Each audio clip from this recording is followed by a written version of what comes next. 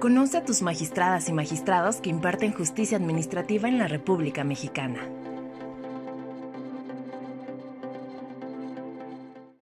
Jesús Sierra Arias. Es licenciado en Derecho por la Universidad Autónoma del Estado de México, maestro en Derecho Constitucional por la Universidad Latina de América.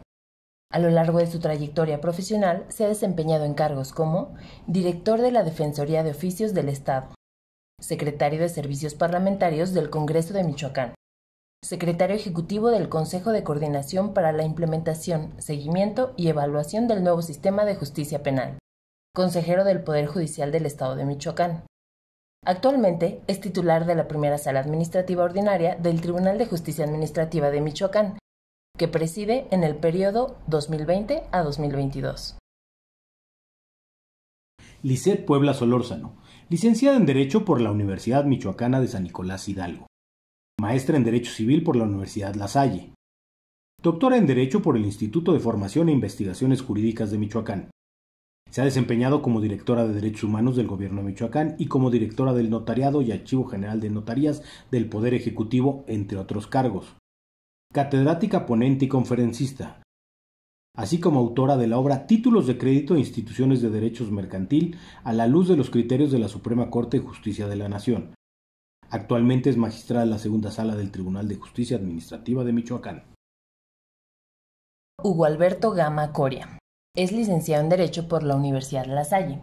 Cuenta con una maestría en Derecho Civil por la Universidad La Salle y en Derecho Constitucional por la Universidad Latina de América.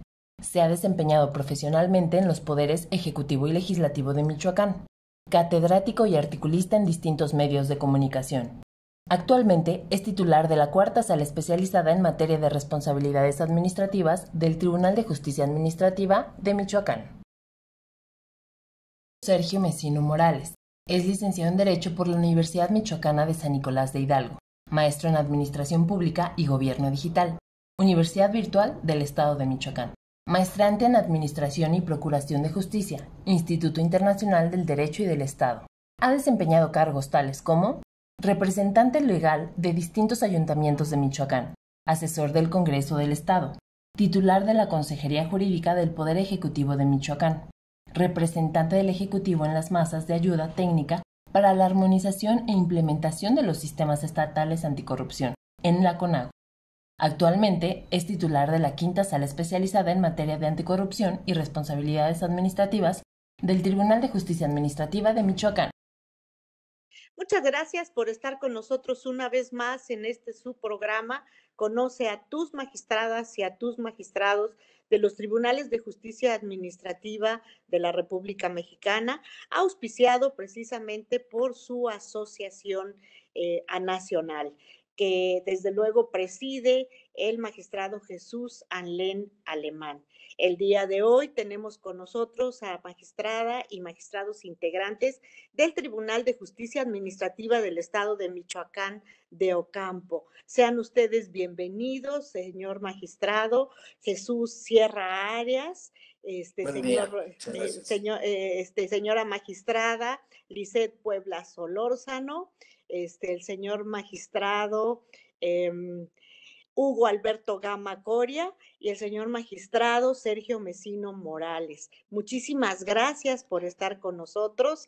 Es un placer tenerlos en este programa y sobre todo poder platicar con ustedes acerca de cuestiones personales, profesionales y sobre todo de competencia y atribuciones del tribunal que ustedes dignamente integran. En primer lugar, pues quiero saludar al magistrado presidente, al magistrado Jesús Sierra Arias. Jesús Sierra Arias, muchísimas gracias por haber aceptado esta entrevista. Sabemos que además de ser el presidente del tribunal, es el magistrado de la primera sala ordinaria de este Tribunal de Justicia Administrativa de Michoacán de Ocampo. Y te quiero preguntar, ¿qué te motivó llegar a ser magistrado del Tribunal de Justicia Administrativa del Estado de Michoacán de Ocampo? Primero que nada, buen día, ministra. Muchas gracias. Para nosotros en Michoacán es un honor estar en este programa que conduce y que seguramente nos dará mucha luz en el contexto de nuestra República Mexicana. Decir que a mí lo que me motivó para buscar ser magistrado de este tribunal, para mí muy importante, es el hecho de que durante muchos años fui servidor público en el área administrativa, así como también en el Poder Judicial. Veía la construcción de las decisiones administrativas desde el lado, dijéramos, operativo, desde la autoridad administrativa, y con mucha frecuencia me veía cuestionado, no solo por algún tribunal, sino por mí mismo respecto de lo que pudiera ser la eficacia de lo que estábamos decidiendo. Y me puse a pensar mucho en esto durante mucho tiempo y llegué a la conclusión de que tenía que buscar la oportunidad de estar del otro lado, del lado del verificador de la acción administrativa, del lado de quien fiscaliza las decisiones de las autoridades. Y esto fue en principio lo que me motivó. Para mí muy interesante porque déjeme decirle algo. Cuando yo estudié de Derecho Administrativo, estudié con una persona que usted conoce y que me motivó muchísimo, fue Emilio Choifet Chemo, fue mi maestro de Derecho Administrativo. Y siempre nos decía que las autoridades administrativas tenían que ser pulcras, tenían que ser respetuosas de la ley. Pero eso no siempre se cumple, ministra. Y eso está mucho en el ámbito, no del ejercicio, sino está en el ámbito básicamente del fuero interno, la disposición a cumplir con la norma. Y estando del otro lado, estando desde el lado del tribunal, pues sí veo y corroboro que no siempre la preparación es suficiente para cumplir con la ley. Se requiere mucho de la disposición personal de cada uno de los servidores públicos y aquí lo vemos cuando revisamos los actos que impugnan las personas. Básicamente es eso, ministro. No, yo creo que eso es fundamental, sobre todo porque la experiencia como funcionario, pues es algo que contribuye de manera determinante para el momento en que se juzgan los actos de los funcionarios. Es, como bien lo mencionaste, haber estado en los dos lados del escritorio, que yo creo que sí nos da una experiencia y sobre todo una experiencia práctica de la función administrativa que no es tan fácil de adquirir, pero que tiene la sensibilidad de ubicarse en los pies del funcionario, pero al mismo tiempo en los pies del juzgador para poder pues emitir la decisión mucho más, pues sobre todo con mucho más conocimiento de causa. Eso es maravilloso, realmente es muy, muy importante para un buen desarrollo de una función jurisdiccional. Y otra de las cuestiones que a mí me parece también importantísima es esa composición híbrida que tienen los cuerpos colegiados como el de ustedes, en el que se conjunta pues personas que vienen de la carrera jurisdiccional que también la une. Entonces has estado justo en todas partes donde se necesita tener la experiencia para emitir un veredicto correcto. Pero Entonces, fundamentalmente, perdón por la interrupción, no, pero está perfecto. fundamentalmente el tema de la persona que es receptora del servicio público es al final de cuentas el destinatario último de la acción del Estado, ya sea desde la administración o ya sea desde la judicatura. Y me parece que esto es fundamental entenderlo. Por supuesto que sí, pero esto nos dice pues el tipo de magistrados que integran este tribunal que para los justiciables debe de ser una garantía, para los justiciables una tranquilidad. ¿En manos de quiénes está la justicia administrativa en el estado de Michoacán? Un placer, un gusto Muchas enorme, gracias. presidente. Y bueno, también está con nosotros la magistrada Lisset Puebla Solórzano. Ella es magistrada de la segunda sala ordinaria. Lisset, ¿cuál ha sido la motivación que ha impulsado tu desarrollo, tanto personal como profesional? Muchas gracias, ministra. Pues primeramente saludarla y agradecerle este espacio para el Tribunal de Justicia Administrativa. Tanto para mí como me imagino para todos mis compañeros es un honor estar participando en este programa que usted dirige. Y pues bueno, contestando a su pregunta de qué me ha motivado a mi desarrollo profesional y personal, me gustaría por principio comentar que creo que la vocación que siempre he tenido hacia el derecho ha sido un gran impulso. Cuando estudiamos y nos dedicamos a lo que nos gusta, pues creo que lo hacemos con mucha actitud, que los resultados siempre son mejores. Considero que la vocación es fundamental dentro de cualquier profesionista y en mi caso, pues yo quiero compartir que desde que estaba muy pequeña siempre tuve la convicción de que quería ser licenciada en Derecho, que quería aportar algo a la sociedad y me visualizaba algún día en el área jurisdiccional estudiando de manera detenida cada uno de los asuntos que se someten a consideración de los juzgadores y finalmente poder emitir una sentencia que yo siempre he pensado, pues cada conflicto jurídico es distinto, cada expediente tiene una particularidad que lo hace diferente a todos los que hay y de tal manera que pues creo que esa motivación que he tenido ha sido precisamente el amor a mi carrera. Soy egresada de la Facultad de Derecho de la Universidad Pública aquí de Michoacán, de la Universidad La famosa Michoacana. Nicolaita. Así es que se alcanza a ver, creo que acá en mi oficina se alcanza a ver ahí una foto de nuestra Así es. Bueno, un Facultad de cachito del Derecho. cuadro. Así es, soy catedrática con licencia. Durante más de 10 años me desempeñé en el área académica. Entonces también compartir combinar, mejor dicho, esa experiencia que he tenido frente a las aulas con miles ya de estudiantes que me ha tocado impartirles cátedra. Ahora, viéndolo desde el área jurisdiccional, pues ha sido para mí una experiencia extraordinaria, pero realmente desde siempre, desde chica, tuve la vocación y la convicción de querer ser licenciada en Derecho, de querer dedicarme al estudio de las leyes. Estoy convencida que lo que hacemos aquí en los tribunales es algo, para mí por lo menos, apasionante, estudiar cada uno de los asuntos de manera que podamos impartir justicia de la mejor manera. Y pues una motivación personal, pues también comento, lo vi en mi casa, mis padres son abogados, también egresados de nuestra Facultad de Derecho. Mi papá toda su vida se dedicó a los tribunales, es magistrado retirado y pues mi hijo también es una motivación personal fundamental en mi Claro. vida.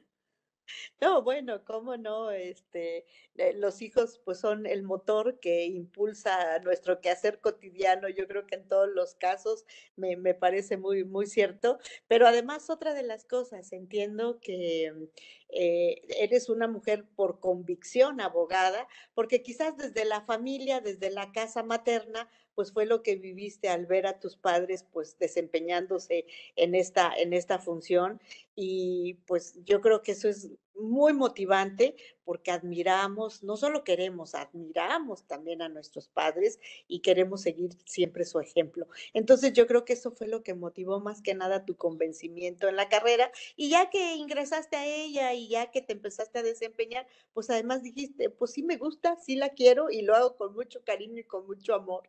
Entonces, qué mejor convencimiento que primero la vocación y segundo el convencimiento ya a través del desempeño cotidiano de la función. Muchas felicidades, Lisette, de veras que no es tan fácil que en un momento dado tengamos este tipo.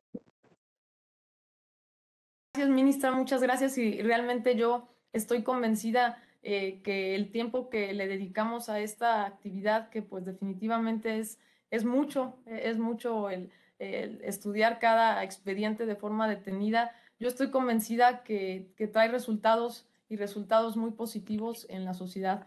El tener la satisfacción de saber que podemos aportar algo con ese estudio de un asunto para que una persona pueda recibir justicia, que pueda, en su caso, en el caso de los tribunales administrativos, obtener una sentencia en donde se declare la nulidad de un acto arbitrario de la autoridad administrativa, pues creo que es lo más gratificante que podemos tener como juzgadores.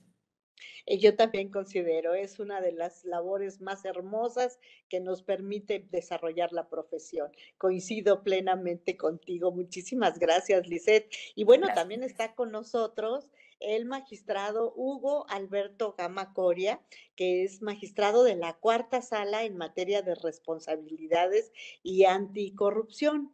Estas salas pues son pues relativamente recientes a partir de la reforma constitucional de 2015. Magistrado, yo te quiero preguntar, ¿qué personas y qué acontecimientos han sido determinantes en tu trayectoria profesional? Buen día, ministra. Gusto en saludarle y saludo también con aprecio a mi compañera y mis compañeros magistrados. Agradecer el espacio a un servidor, al Tribunal de Justicia Administrativa del Estado de Michoacán de Ocampo. La forma en la que yo llego a estudiar Derecho deriva de la historia familiar. Y no porque en mi familia hayan estudiado Derecho. La profesión que domina o predomina en mi familia es la docencia. Son casi todos maestros. Mi mamá fue maestra rural, ahora es jubilada. Mi papá fue maestro y empleado de la Secretaría de Educación durante toda su vida. Yo recuerdo en mi infancia me tocaba acompañar a mi mamá a una tenencia en el municipio de Ciudad Hidalgo, aquí en Michoacán, a dar clases, porque no tenía dónde dejarme en el pueblo. Entonces, desde muy infante, tuve contacto con familias de escasos recursos, conocí de primera mano injusticias, veía violencia familiar en los chicos a los que mi mamá les daba clase, y todas las sobremesas hasta mi adolescencia, con mis padres, con mis tíos, siempre hablaban de temas sociales, aunque no eran muy activos, pero digamos que estaban inmersos en la lucha social, en las causas sociales, y pues obvio, hablaban de temas de derecho sin ser expertos dentro de su lógica como docentes, como maestros de primaria y secundaria. Entonces ahí nace la inquietud por las causas sociales. Siempre me fue muy bien a mí en las materias, en la primaria y en la secundaria de ciencias sociales. No tan bien me iban en los temas de matemáticas. Me pasó lo Entonces, mismo. desde la adolescencia entendí que lo mío era la ciencia social, y lo que había o lo que estaba disponible en aquel momento y a los alcances también de la familia, pues era estudiar Derecho, ¿no? Situación que me encantó. Yo disfruto mucho el estudio de las leyes y ahora la impartición de justicia. Yo recién acabo de cumplir un año que el Congreso del Estado me designó magistrado, y he disfrutado esa oportunidad que me ha dado el Congreso, que me ha dado la vida como nunca. O sea, en toda mi carrera profesional nunca había disfrutado tanto eh, Una el función. desempeño, una función de esta naturaleza. Y mire que ya he pasado por diversos cargos en la administración pública estatal.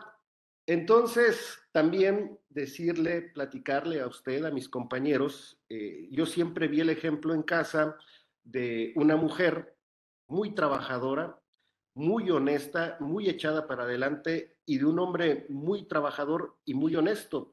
Mi madre aún recuerda a mi papá como el hombre más honesto que ha conocido en su vida. Ello me lleva a mí también a pensar, a actuar de esa manera, y por consecuencia ahora la vida me da la oportunidad de ser magistrado en materia anticorrupción, lo cual es una materia nueva que vamos descubriendo todos poco a poco, pero que es fascinante y sin duda puede ayudar mucho para el desarrollo del país y el buen funcionamiento de la administración pública. Sí, no, me parece extraordinario, sobre todo tomando en consideración que en la casa, pues hubo ejemplos magníficos con papá y mamá, en una labor tan bonita como es el dedicarse a la docencia.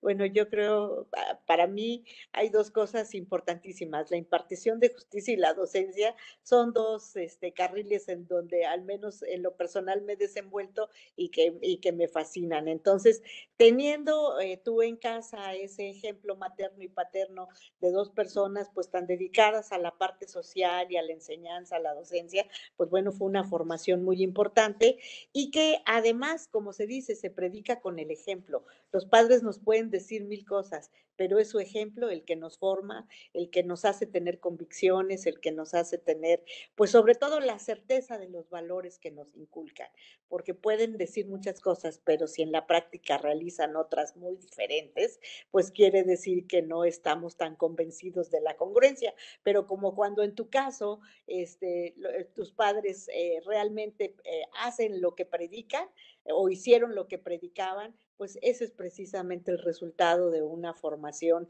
ética, de una formación moral adecuada. Me da mucho gusto y es un placer escuchar que un magistrado integrante de este tribunal, como todos los demás que hoy nos acompañan, pues participe de estos valores. Para los justiciables esto es realmente oro molido. Muchísimas gracias. Y está también con nosotros el magistrado Sergio Mesino Morales.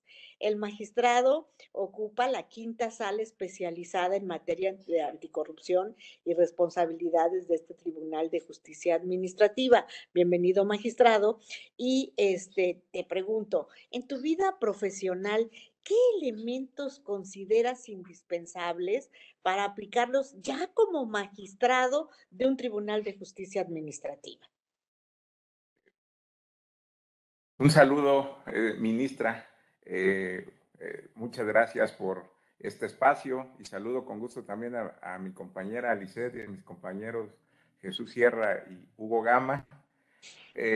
Pues con relación a la pregunta, ministra, creo que el elemento es la formación como licenciado en Derecho y egresado también, igual que la magistrada Lisette, de la Universidad Michoacana de San Nicolás de Hidalgo. Yo creo que como magistrado y como licenciado en Derecho, pues adquieres la preparación académica para ejercer la ciencia del derecho, pero creo que los elementos distintivos de un juzgador y de un magistrado, pues primero considero que es la responsabilidad y el compromiso social, la conciencia ética y pues el interés por tener una constante preparación. La responsabilidad social porque considero que el juzgador es un actor social cuyas decisiones no solo repercuten en las partes que intervienen en un proceso, sino también repercuten en la sociedad. Y por lo tanto, que una característica con la que se debe de contar, pues, es decidir cuál es la solución más benéfica para la persona y sobre todo también cuál es la más idónea para resolver el conflicto que se le pone a juicio al juzgador. Y con relación a la conciencia ética, pues creo que un juzgador debe desprenderse y abandonar una parte de su individualidad, y evitando tener conductas que puedan comprometer su imparcialidad y neutralidad, y pues debe de estar interesado un juzgador en defender y proteger, pues de manera efectiva, los derechos de las personas. Por parte de el interés constante por la profesionalización, en estos últimos años hemos vivido cambios paradigmáticos en el derecho y creo que un juzgador no debe de quedarse atrás y debe de seguir preparándose constantemente para poder tomar las mejores decisiones. En mi experiencia laboral, pues yo me he desempeñado dentro de la administración pública en diferentes cargos, en los poderes ejecutivo, en el legislativo, y sin duda, por lo regular ha sido en áreas de carácter normativo, Y al igual que el magistrado Jesús Sierra comentaba, pues es el haber estado del otro lado te permite ver las cosas con una óptica diferente, conocer la normatividad interna de la administración pública, tanto del Ejecutivo como del Legislativo, y sin duda esa experiencia y ahora estando del otro lado como juzgador, te permite también tomar decisiones, sobre todo también conociendo la otra parte que estás juzgando. Sí, yo considero que en realidad son muchos los factores que el juzgador debe de tener como virtudes, podríamos decir, para ser un buen juzgador.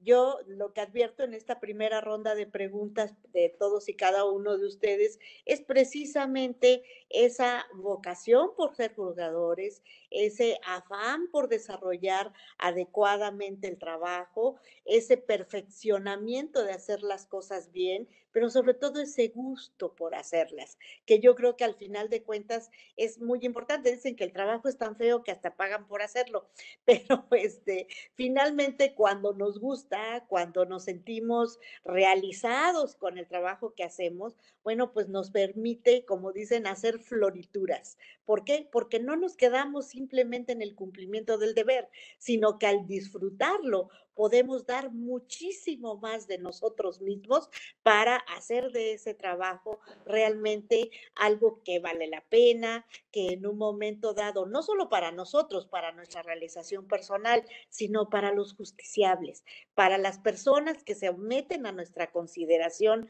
los asuntos que les atañen, pues resulta ser muy gratificante encontrarse con magistrados como ustedes, que están pues prácticamente convencidos y enamorados de su ministerio. Yo creo que nada mejor para un justiciable que encontrarse con un tribunal como el que ustedes integran. Esto realmente es muy grato, muy hermoso, pero sobre todo creo que inspira lo que tiene que inspirar un tribunal, una gran confianza en los justiciables. Y eso es lo que ustedes transmiten, cosa que en lo personal me hace sentir muy orgullosa de nuestros magistrados y de nuestros impartidores de justicia. Eso es realmente hermoso, bonito, pero sobre todo altamente gratificante.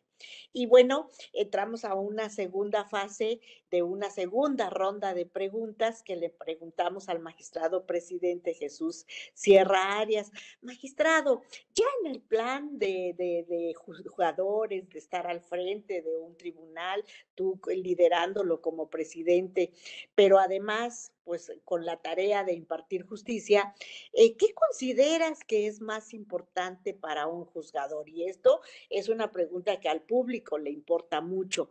¿El número de sentencias que emites o el contenido de estas y que se cumplan? ¿Qué es para ti más importante? Bueno, para mí la pregunta es fundamental porque tiene que ver con un aspecto nodal de la justicia, que es el acceso a la justicia. Y el acceso pleno a la justicia implica tanto lo sustantivo como, dijéramos, lo adjetivo. Y en este caso importa todo. El número, porque a los tribunales llega una gran cantidad de asuntos y se tienen que resolver, pero todos los que Pronta lleguen y aquí. expedita. Eso dice el artículo 17 constitucional y que al final es lo que tiene en crisis al sistema jurisdiccional a nivel nacional, porque si de algo se queja la sociedad es que ese postulado constitucional no se cumple a cabalidad. Y recordemos que los tribunales no son populares, porque el 100% de asuntos que resuelve, el 50% de ellos siempre va a haber una inconformidad porque son los que no obtuvieron la resolución a su favor. Eso sí juega en nuestra contra siempre. Siempre va a jugar en nuestra contra. Y el otro 50 que aparentemente obtiene un resultado favorable tampoco está conforme del todo porque no lo hicimos, no resolvimos en el tiempo, de la forma que quiso, etcétera. Y que incluso la ejecución de la sentencia, pese a que se ha declarado en su favor, no llega en los términos que se pretende. Entonces, esto influye directamente en esta pregunta: calidad, cantidad. Los juzgadores siempre nos debatimos en ese gran problema entre el número, la estadística o el contenido de la resolución. Todo. Y creo que esta es la parte fundamental del juzgador, que tiene que comprender que sus resoluciones tienen que ser buenas, dar las razones adecuadas por las cuales toma la decisión, tanto en favor como en contra, como actuar lo más rápidamente posible. No solo por la estadística, sino por la demanda ciudadana, la que acabamos de hablar hace rato. Entonces, para mí es todo, y ese es el gran trabajo de los juzgadores, de todos, desde un juez menor, desde un juez cívico hasta un ministro de la Corte, que usted ya vivió muchos años y de manera espléndida esa parte, pero creo que en eso el sistema jurisdiccional en este país, los poderes judiciales y los órganos jurisdiccionales como este, deben entender claro, porque todo importa. Tienes toda la razón. Es cierto, eso es un postulado que a veces no se toma tan en consideración, el de justicia pronta y expedita, pero a veces las cargas de trabajo sí limitan un poco el cumplimiento de este postulado, pero tienes toda la razón, una justicia retardada tampoco es justicia, degenera en injusticia, pero no por tratar de sacar las cosas lo antes posible, y lo has dicho de manera muy clara y muy entendible, pero sobre todo muy correcta. No podemos descuidar el fondo del problema. No podemos descuidar el por sacar las cosas pronto, no estudiarlas adecuadamente o algo. ¿Por qué? Pues porque el justiciable está poniendo en las manos de los juzgadores pues sus derechos, su patrimonio, lo que le ha costado trabajo realizar durante toda su vida.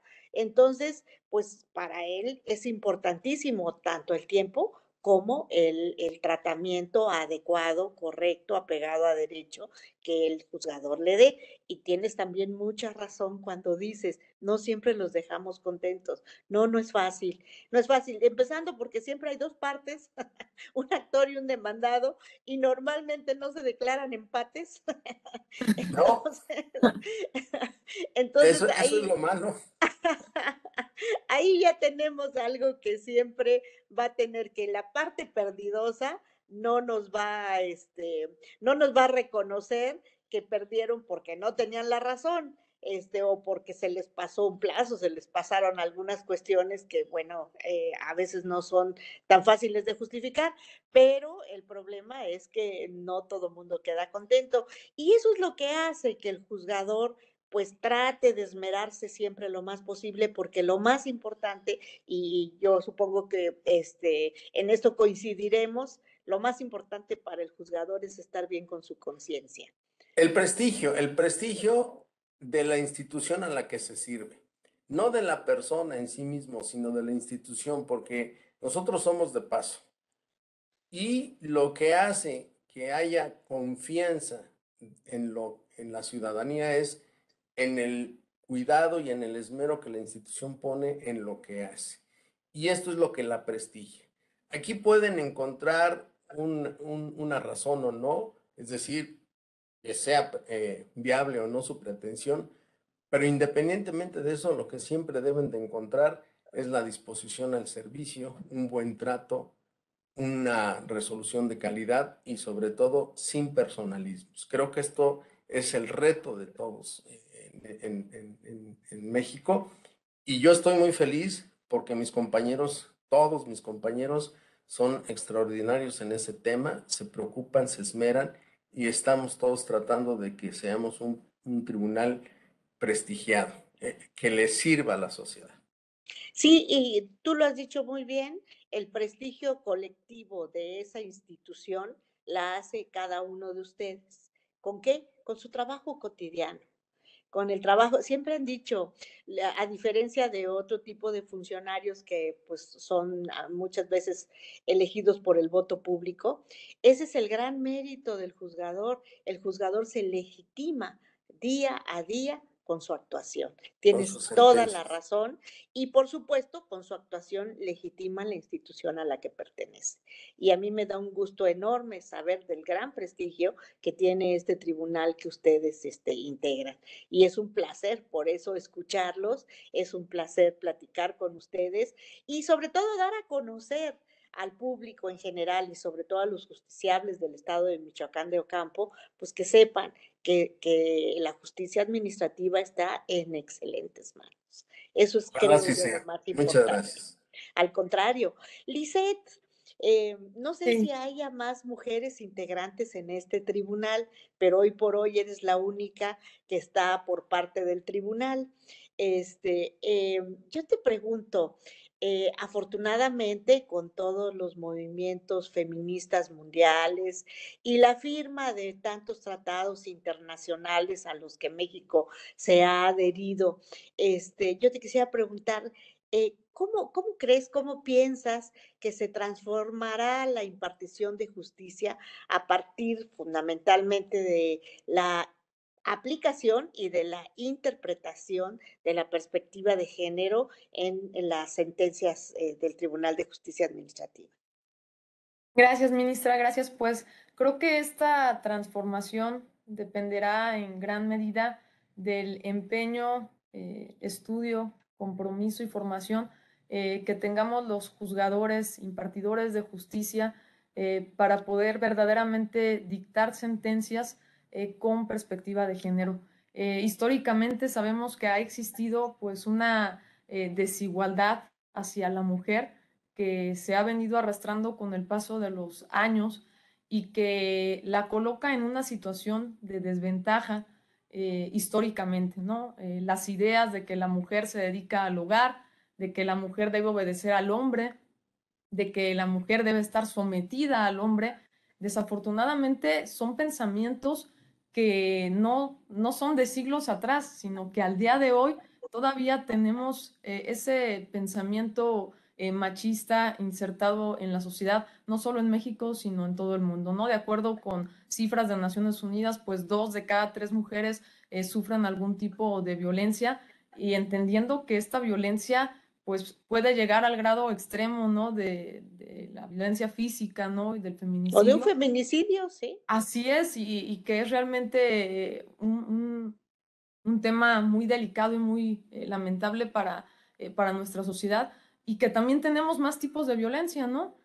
¿Cuántas familias que no tienen los recursos económicos o que la mujer no tiene los recursos económicos es víctima de una violencia económica, patrimonial, y que está en el hogar aguantando precisamente por este tipo de violencia que se ejerce, ¿no? La violencia psicológica, que lo han dicho en jurisprudencia, es una violencia muy imperceptible, es una violencia muy difícil de distinguir, en donde la pareja va manipulando y la mujer va realizando acciones de forma convencida, sometiéndose precisamente producto de esta violencia psicológica. Entonces, definitivamente que vemos en muchísimas relaciones, en muchísimas familias, la violencia.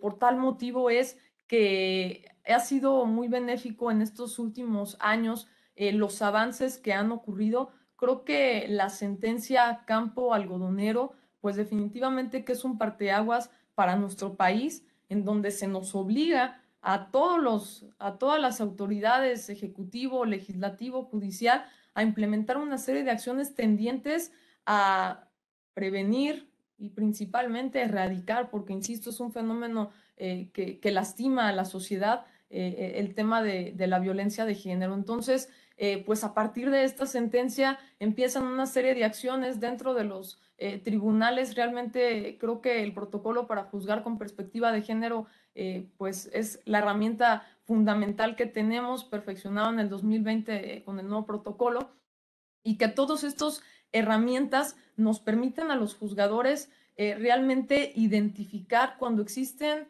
estos patrones, cuando existen estas situaciones de desigualdad dentro de un conflicto jurídico, ¿no? Creo que esto es fundamental. De igual manera, debemos entender que la violencia se va arrastrando generacionalmente, insisto, es algo que tanto en nuestro país como en el mundo no hemos podido erradicar.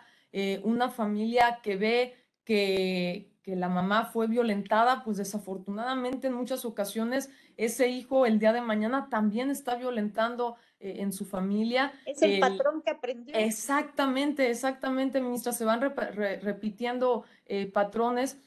Si en un hogar se ve a una mujer que está siendo atacada con comentarios del esposo, que está siendo minimizada, que se le está afectando en su autoestima, y entonces pues esos niños que están dentro de ese hogar, el día de mañana, desafortunadamente en muchas ocasiones, repiten esos patrones de violencia hacia su pareja, hacia su Y lo que esposa. es peor, a veces de manera imperceptible.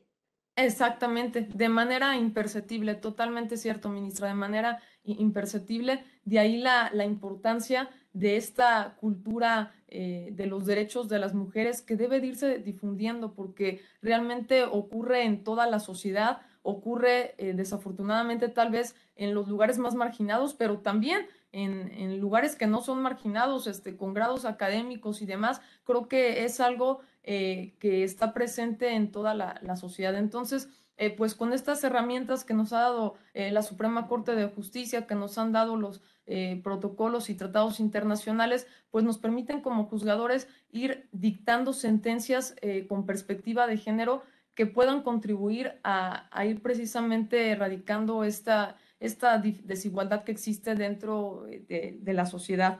Yo quiero comentar que me ha tocado la enorme fortuna aquí en el tribunal, agradecerle a mis compañeros, al presidente y a mis compañeros magistrados. Yo presido la Comisión de Igualdad de Género aquí dentro de la institución, y hemos estado implementando acciones precisamente para poder contribuir en este tema. También comento que me tocó la experiencia, por lo menos no sé en otros tribunales, creo que fue en todo el estado, pero por lo menos aquí en el Tribunal de Justicia Administrativa, mi designación pues fue precisamente una acción afirmativa de género por parte del Congreso del Estado. Fue la primer convocatoria que el Congreso del Estado emite, dirigida exclusivamente a abogadas, lo cual permite que se vayan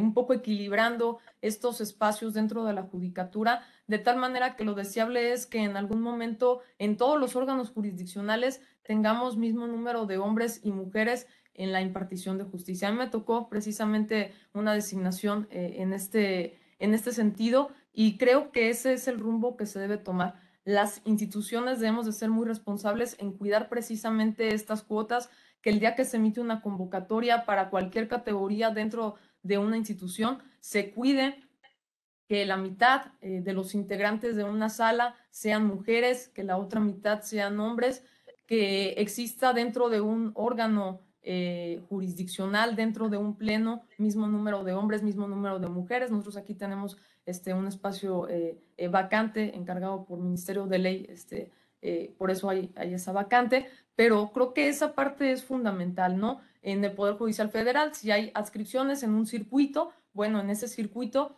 la mitad de los designados tienen que ser hombres, la otra mitad tienen que ser mujeres, de tal manera que estas acciones afirmativas de género creo que van contribuyendo de manera considerable, y creo que el perfil del juzgador también es una reflexión que debemos de tener todos dentro de la impartición de justicia. Es decir, decimos que este patrón machista de patriarcado existe en la sociedad, y pues por sociedad entendemos que somos todos incluidos quienes estamos en los tribunales, ¿no? De ahí que yo creo que es fundamental que también cuando se hace un examen para aspirar a una categoría, no solo tenga que ver el tema de los conocimientos, ¿no? Podemos tener personas con maestrías, con mucha preparación, pero que no tengan precisamente esa ideología machista, esa ideología de denostación hacia la mujer, porque de otra manera, pues las sentencias que se dicten no van a ser en beneficio de la sociedad y de la igualdad entre hombres y mujeres. Entonces creo que esa parte también es muy fundamental, ¿no? Cuidar el perfil de los juzgadores, de quienes impartimos justicia, y la capacitación permanente en esta materia creo que es fundamental. Sí, has tocado un tema importantísimo. Lo que sucede es que necesitamos un cambio cultural, y un cambio cultural no se da por decreto. Sí hemos firmado tratados internacionales, sí ha habido reformas constitucionales y legales muy importantes. Por supuesto, se han hecho muchas políticas públicas en favor precisamente de esta igualdad, pero sí, cuando se trata de cambios culturales, no pueden ser instantáneos, tienen que darse paulatinamente. Incluso los estudios que la Organización de las Naciones Unidas ha hecho, pues nos dan cierto margen de tiempo para que se logre esta igualdad. Pero yo creo que vamos en ese camino, yo creo que vamos en ese camino, en esa idea, se ha recorrido mucho, se ha ganado mucho terreno, nos falta mucho por recorrer, también me queda claro, pero yo creo que hemos ganado mucho terreno, sobre todo si nosotros volteamos a ver cómo vivían pues, nuestras abuelas, nuestras bisabuelas. Evidentemente, estamos en una situación, ya podemos decir casi de privilegio, aunque todavía les decía, falta bastante por hacer. Pero yo creo que se han logrado muchas cosas y se debe a dos cosas, a dos factores fundamentalmente. Uno, precisamente las personas que toman decisiones, que todavía la mayoría siguen siendo varones, han cobrado conciencia de esta realidad y de que hay que lograr esta igualdad. Y yo creo que eso es muy loable. Y por otro lado, pues las mujeres pioneras que nos han precedido y que incursionaron en un mundo en el que anteriormente no se les consideraba a ellas aptas para ello y que demostraron que tenían la capacidad del conocimiento. Entonces eso ha sido importantísimo y bueno, pues ya después han venido las acciones positivas y desde luego la perspectiva de género, que yo creo que es una forma de interpretación para efectos de dictar, sobre todo sentencias cada vez más justas y apegadas a nuestra realidad.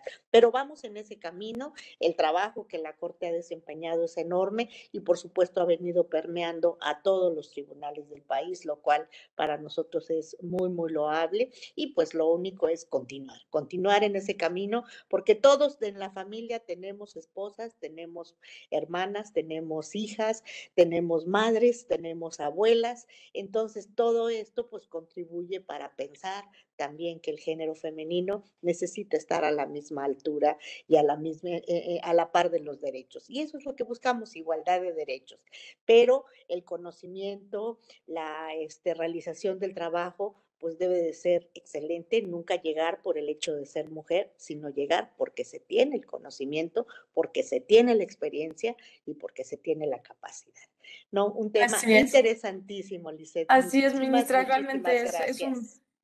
un tema importantísimo y yo le agradezco mucho la pregunta y sí quiero puntualizar que realmente como pleno creo que la integración del pleno actual sí estamos sentando historia porque este tribunal se crea en el año 2007, somos uno de los tribunales más jóvenes del país y no obstante eso, desde el 2007 creo que este pleno actualmente sí hemos realizado muchas acciones, creo que dirigidos con el magistrado presidente, el magistrado Sierra, mis compañeros, el magistrado Sergio, el magistrado Hugo, creo que se ha hecho un trabajo muy importante para el tribunal y estoy convencida que se está marcando un antes y un después respecto del tema de la impartición de justicia con perspectiva de género. Se han dictado en recientes fechas por la primera, por la segunda sala, por no sé por cuáles más salas, hemos dictado varias sentencias con perspectiva de género. Todo eso es importante porque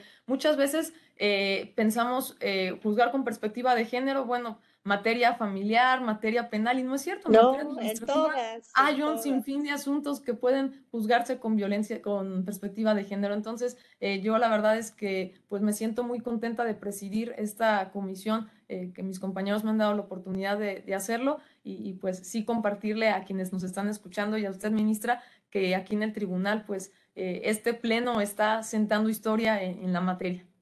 Pues qué gusto, realmente qué gusto, no solamente en el aspecto justicia, que esta es una parte muy importante del aspecto justicia, desde luego, y que qué bueno que todos la entiendan de esta manera y que haya esta armonía y esta voluntad, sobre todo, esta voluntad de hacer las cosas en bien de hombres y mujeres y bueno, de la sociedad en general, porque la perspectiva de género nos beneficia a todos, no solo a las mujeres.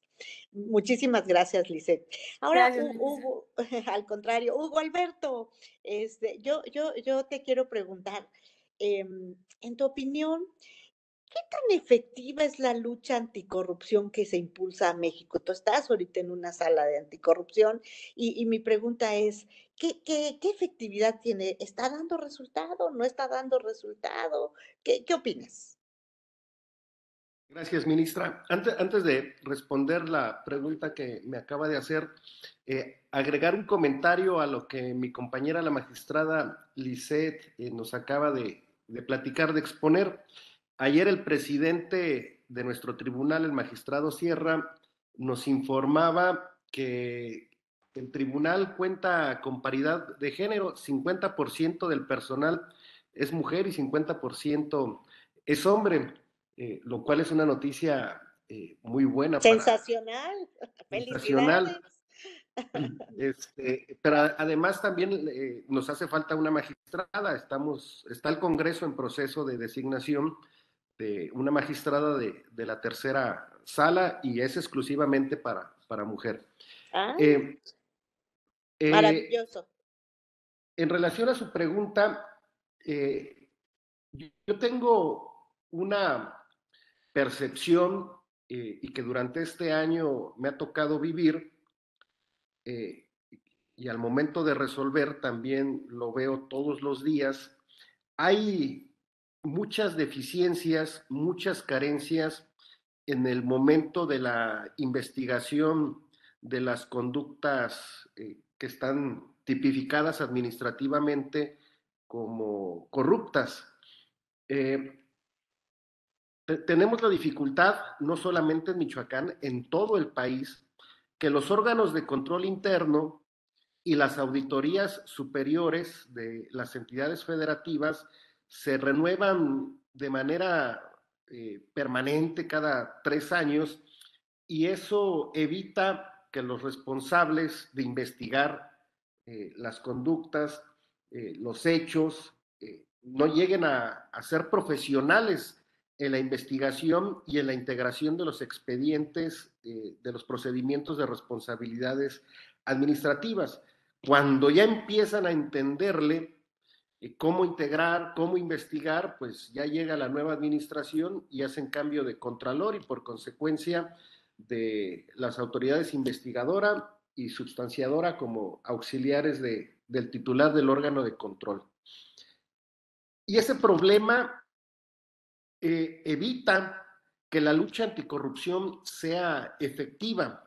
Cuando llegan los procedimientos de responsabilidad con nosotros, o en el caso específico a la sala que me toca encabezar, revisamos los expedientes, se realiza todo el procedimiento jurisdiccional y al momento de resolver, pues no tenemos elementos suficientes como para poder sancionar.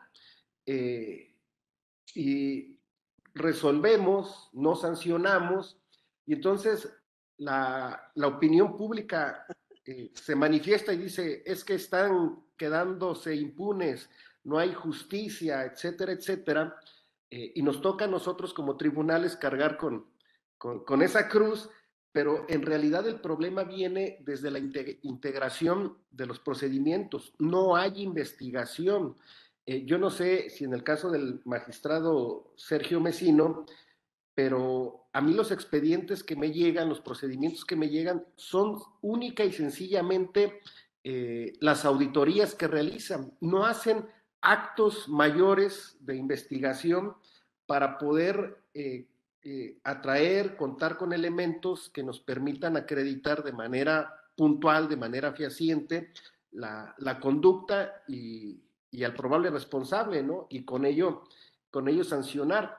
Por eso creo que es necesario, es indispensable que a nivel nacional los órganos de control interno del Poder Ejecutivo, del Poder Legislativo, las auditorías superiores del Estado y la propia Auditoría Superior de la Federación establezcan un plan de capacitación y de profesionalización de las autoridades investigadoras. No saben hacer actos de investigación. En las pláticas que hemos tenido con ellos, que nos han invitado a intercambiar opiniones o puntos de vista, yo les he dicho, ustedes son como agentes del Ministerio Público. Claro. Pónganse en un papel de agente del Ministerio Público, tienen que investigar, no es suficiente con el resultado de la auditoría, pero no lo saben hacer, o no se quieren, o no se quieren poner la camiseta. No se quieren comprometer. No se quieren comprometer. Y eso se convierte entonces en un lastre en la lucha anticorrupción. Eso se convierte en que el sistema nacional, los sistemas estatales como una estrategia no estén logrando el objetivo por los cuales lo crearon. Esta es una manifestación que he hecho yo públicamente, que lo he compartido inclusive con legisladores, con los propios órganos de control interno, que es necesario que fortalezcamos donde inician los procedimientos en los órganos de control, en las autoridades investigadoras, y que éstas cada día se preparen más, que entiendan que deben hacer actos de investigación. Pero además, usted lo comentaba de manera puntual, es una materia nueva, nace en el 2015, hay poco criterio, poca jurisprudencia al respecto, y nos ha tocado ir construyendo, digamos, toda un andamiaje para poder ir resolviendo los asuntos que se nos van presentando. Pero en conclusión, pues es eso, hay deficiencias, hay muchas carencias en la investigación, y eso evita que la lucha anticorrupción en el país sea efectiva. No, es un tema realmente complejo. Yo creo que se inicia en nuestro sistema jurídico, sobre todo pensando en un problema educacional. Es un problema del mexicano, de cómo concebimos la actuación cotidiana de las personas, que redunda después en la actuación cotidiana de los funcionarios. Y bueno, como dicen, tan culpable el que ofrece como el que recibe. Y el que ofrece normalmente es un particular. Entonces, por eso les decía, nuestro problema es educación, una educación más ceñida a la ética, más ceñida a los valores, y esto ha habido una pérdida impresionante, no solo en nuestro país, en el resto del mundo, pero pues lo que a nosotros nos interesa sobre todo en nuestro país, que incluso en los rankings mundiales ha bajado considerablemente. Si lo vemos en su ubicación, da tristeza ver en qué lugar de anticorrupción nos colocan, y eso es realmente muy preocupante, muy, muy, muy preocupante. Y por otro lado, pues también lo que tú decías, ¿no? Es un sistema que está pues prácticamente echándose a andar desde hace poco tiempo, y pues bueno, pasamos de ensayo a error, para en un momento dado pues ir mejorando cada vez el sistema. Y en eso pues ustedes tienen pues, una labor fundamental, porque pues a la hora de tener que resolver un caso de esta naturaleza, pues a veces hay que suplir lagunas, hay que interpretar, hay que hacer mucha labor, sobre todo de interpretación para el juzgador. ¿Por qué? Pues porque se está en esta parte de conformación todavía, de ir preparando lo que tú bien llamas ese andamiaje para lograr un sistema cada vez más perfecto. Pero bueno, todo es perfectible, y pues gracias a quienes lo aplican, a quienes en un momento dado como ustedes son los responsables de dictar este tipo de resoluciones, son a los que les toca esta parte de integración, esta parte de interpretación. Muchísimas gracias. Sí, has expuesto un problema realmente complejo. Muchas gracias. Le pregunto ahora al magistrado Sergio Mesino Morales, que también está inmerso en cuestiones de responsabilidades sobre esta base que hemos platicado ahorita con el magistrado. Yo te pregunto, ¿cuáles serían los retos que tú ves debe de enfrentar esta materia de responsabilidades frente precisamente a este nuevo régimen?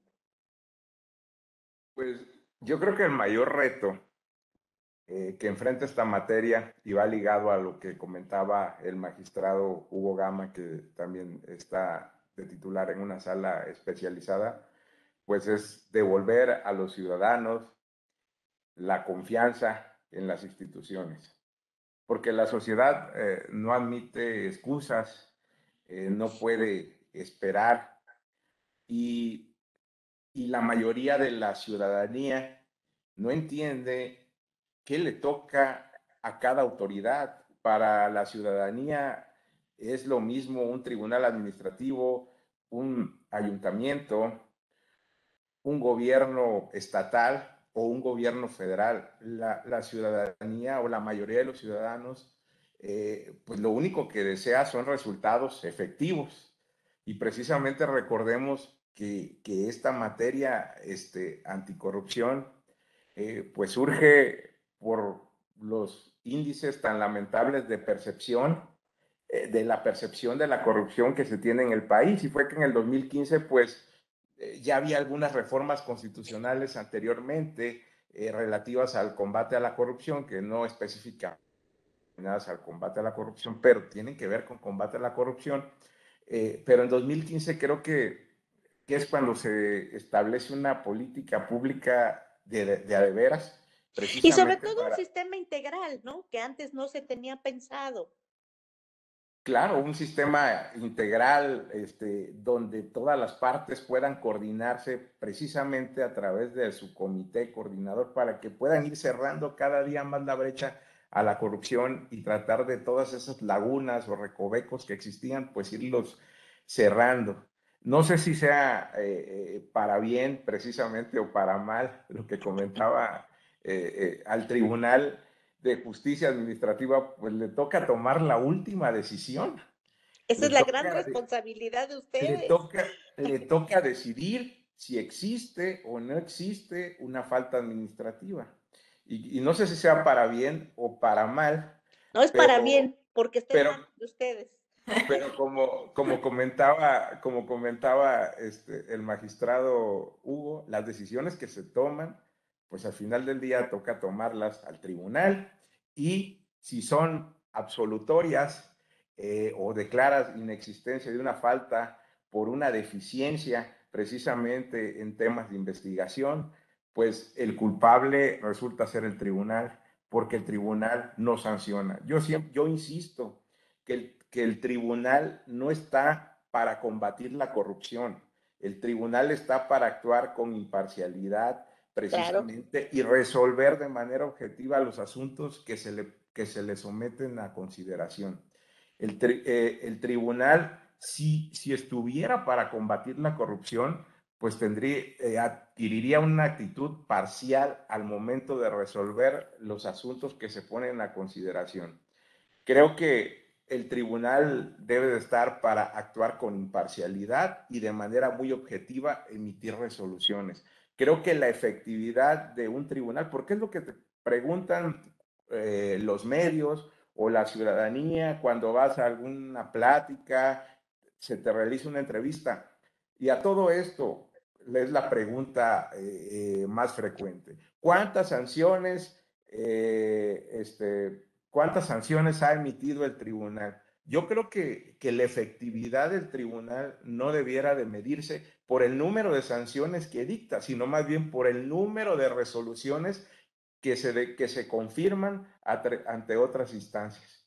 Y creo que el gran reto precisamente del tribunal ante este nuevo régimen de responsabilidades, pues, sin duda es lograr lograr legitimarse como tribunal, lograr tener la confianza de los ciudadanos y lograr que las resoluciones que dicte este tribunal pues sean lo suficientemente sólidas para que sean confirmadas por los tribunales de alzada.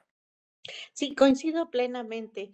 Yo creo que es un papel bastante complejo, bastante difícil, pero y nada más difícil, pues juzgar a los propios funcionarios, ¿no? Pero al final de cuentas, yo creo que lo que dices es muy cierto.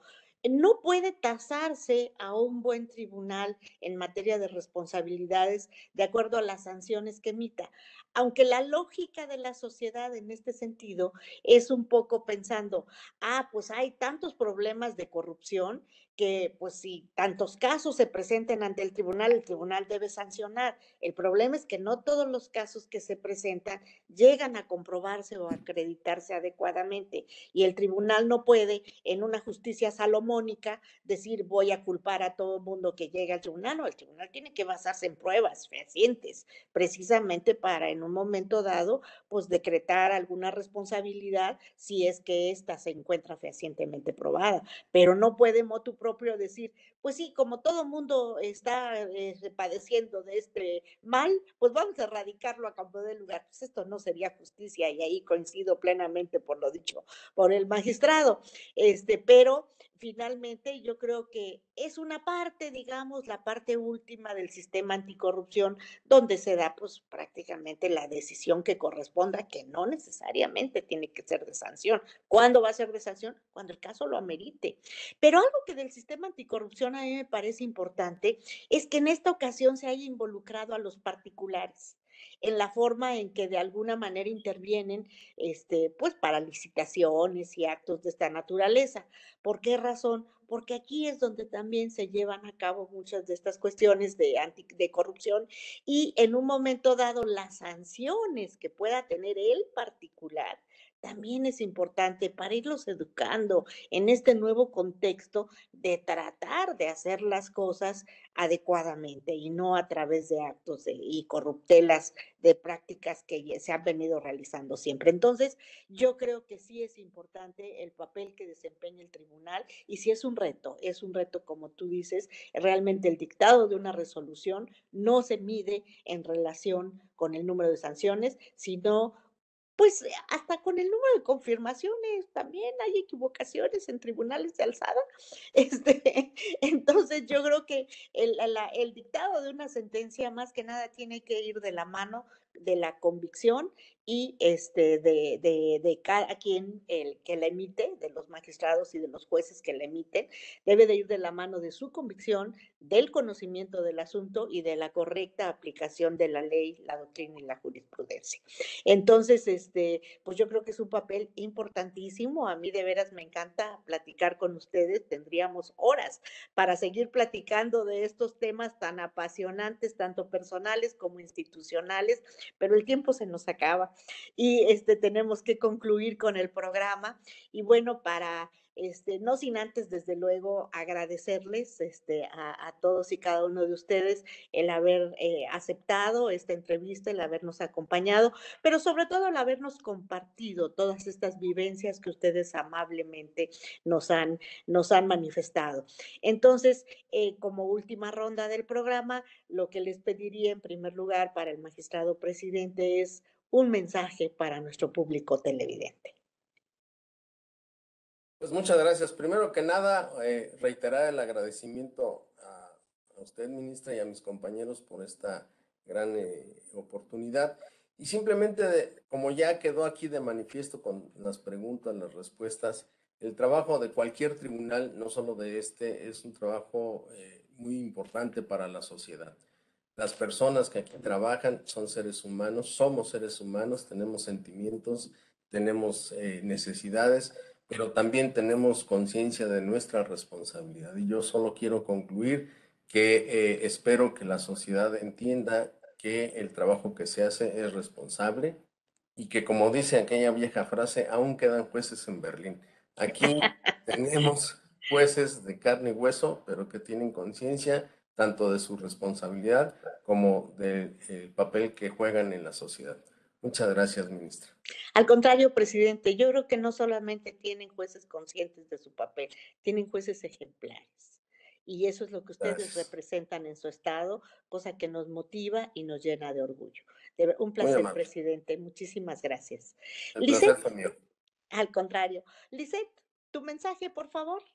Claro que sí, ministra, pues agradecerle este espacio. Realmente ha sido una dinámica que se nos queda en el corazón para siempre, porque tener una plática con usted, con la trayectoria que tiene, con la investidura que representa, realmente para mí me llevo una enorme alegría de esta plática y pues decirle que personas como usted nos inspiran a tantas mujeres juzgadoras que estamos en todo el país para seguir adelante, para estudiar muchísimo y hacer lo mejor dentro de cada uno de nuestras salas, de nuestros órganos jurisdiccionales. Comentarle que el Tribunal de Justicia Administrativa, estoy convencida que día a día vamos teniendo siempre avances muy positivos, pioneros en el juicio en línea aquí en Michoacán, un órgano que tiene unidad, que se desempeña de forma adecuada, correcta, que tenemos un muy buen ambiente entre los compañeros integrantes del Pleno,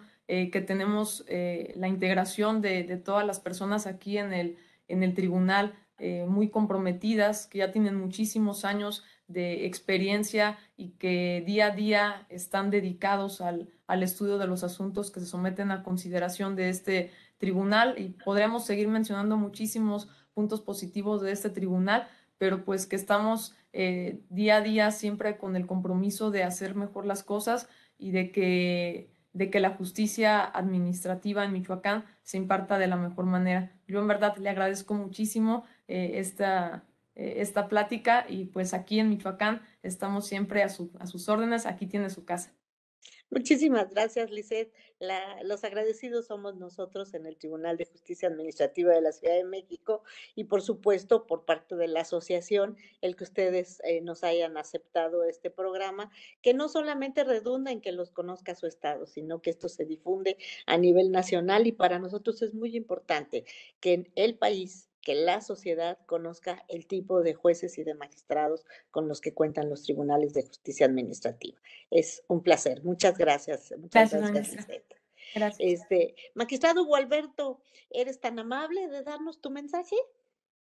Muchas gracias, ministra. Agradecer nuevamente la invitación a su programa. Es un placer escucharla, intercambiar opiniones con usted, pero también reconocer a mi compañera, a mis compañeros. Son magistrados honorables, profesionales, estudiosos del derecho, con los cuales en pleno siempre hay un enriquecedor debate jurídico, ¿no? Y como lo dice la compañera, los tribunales colegiados debemos funcionar de manera cordial, de manera puntual, para que las resoluciones que se toman en pleno sean en beneficio de la sociedad, de la población y del derecho. Pues agradecerle nuevamente, ministra, la invitación, y quedo a sus órdenes. Gracias. Muchísimas gracias, magistrado. La verdad es que para nosotros es un placer siempre escucharlos y sobre todo tener esa conciencia de que nuestros impartidores de justicia son gente convencida de su ministerio. Para nosotros eso es lo más importante y eso es lo que ustedes representan. Muchísimas gracias. Magistrado Sergio, si eres tan amable, tu mensaje. Ya para cerrar, pues primeramente agradecerle, ministra, el espacio para realizar este tipo de ejercicios, y sobre todo también a la Asociación Nacional de Magistrados de los Tribunales de Justicia Administrativa, a la mesa directiva, por tener este tipo de iniciativas, precisamente para que la sociedad pueda conocer más de cerca a las personas que imparten justicia. Yo creo que este es un ejercicio importante y como lo comentaba anteriormente, este tipo de ejercicios ayudan también a recuperar la confianza de la ciudadanía en las instituciones, y la verdad es una labor muy importante la que se está realizando. Yo creo que tengan la seguridad, y yo no tengo la menor duda de que mis compañeros de pleno actúan con eficiencia, profesionalismo, ética y sobre todo con la obligación de defender los derechos humanos, y que los ciudadanos tengan la confianza que así seguirá siendo. Muchísimas gracias, magistrado. Sí, yo creo que lo más importante es ver esto como la justicia de cara a la sociedad, a quienes se les sirve, a quienes demandan precisamente este gran valor.